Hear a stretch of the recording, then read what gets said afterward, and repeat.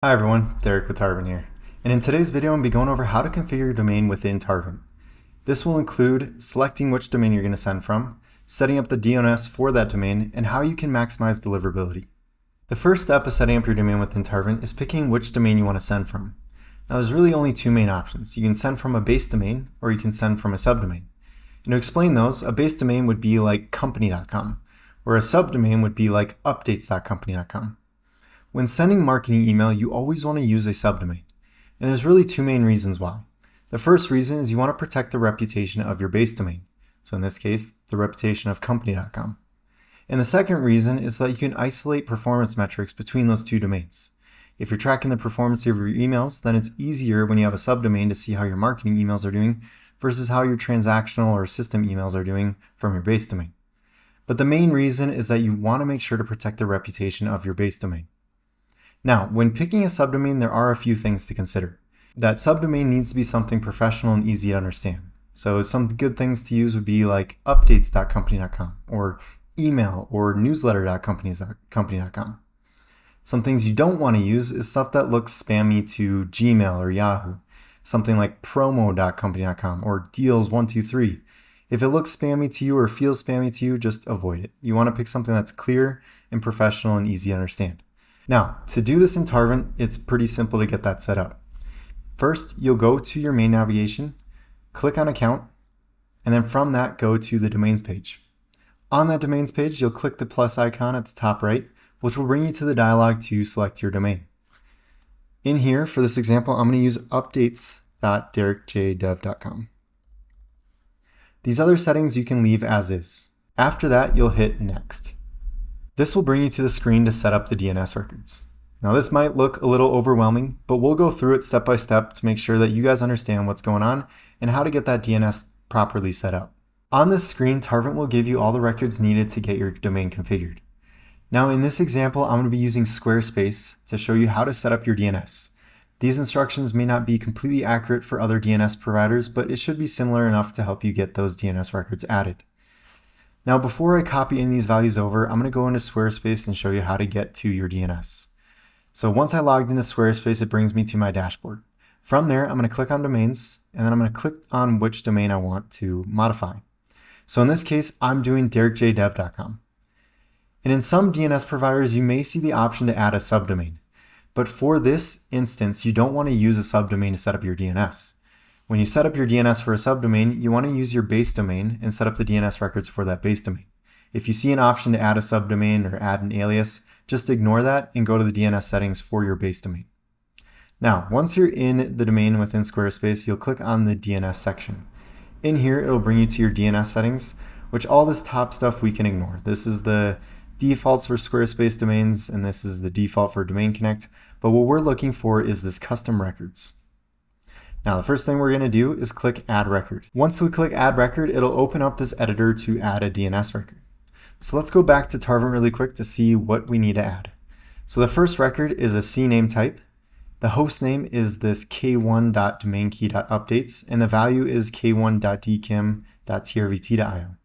So I'm going to copy this first host name, go back to Squarespace, put that in for the host. Next, I'm going to specify the type, which was CNAME. Next, I'm going to grab the value for that alias data. So I'll grab this for k1.dkim, and I'll put this in right here. The TTL you can leave as default. Now, you'll repeat this process for each of the records displayed in that page. So for K2, for this DMARC, and for updates. Once you have that done, your Squarespace should look something like this. Now, one thing to note that I just want to call out is that for this _.dmarc.updates record, it is a TXT record, not a CNAME. So when you go to set up that record, just make sure you put TXT for the type and not CNAME. So once you have all these records configured within your DNS provider, then you'll go back to Tarvin and you'll click Verify. What this will do, runs a check on Tarvin to see if the DNS records are there and that they're correct. If you're hitting verify but it's not going through or it's not verifying, it could be one of three things. The first thing is there could be a typo in one of the host names or the values. In most cases, it's just an extra character or an extra space that shouldn't be there, and that's causing the verification to fail. Secondly, it could be that one of your record types is incorrect. So in this case, if it's supposed to be txt but you put CNAME, then that will cause the verification to fail. Lastly, it could be that the DNS hasn't propagated yet. And what I mean by propagated is that even though you put those values in there and saved it, it's not available to the public yet to get. So in rare cases, it can take up to 48 hours for those changes to propagate and allow our system to get those DNS records. You are running into an issue with verification and you've waited 48 hours, you made sure there's no typos, you made sure all your record types are correct, then just reach out to support and we can help you figure out what's going on in that verification process. The last step to setting up your domain within Tarvent is maximizing the deliverability for your domain.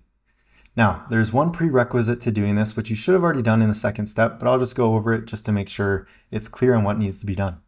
And that's to set up this last CNAME in the records that are displayed on the screen. So this updates that goes to this domain shown here. So after you have that done, then the last thing you need to do to maximize your deliverability is update the DMARC policy.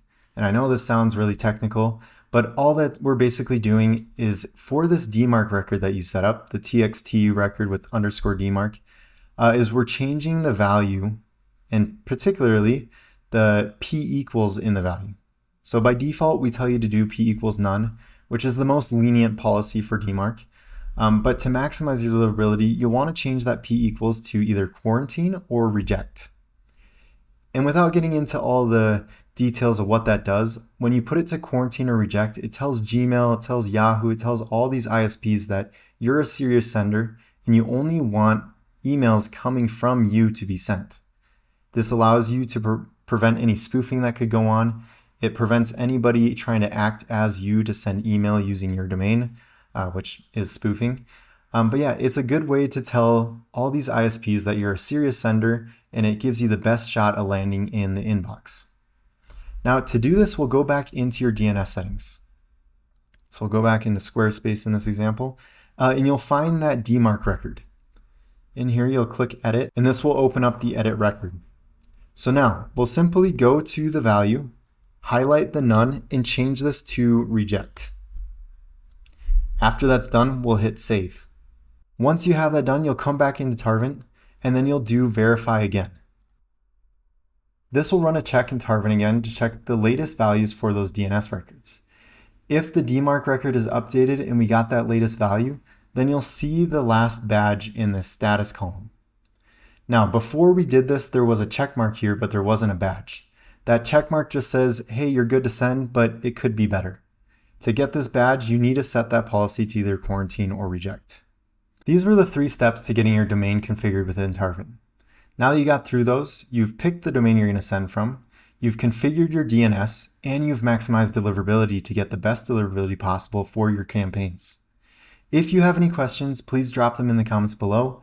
And again, if you're using a base domain instead of a subdomain, please reach out to support and we can help you get those records set up.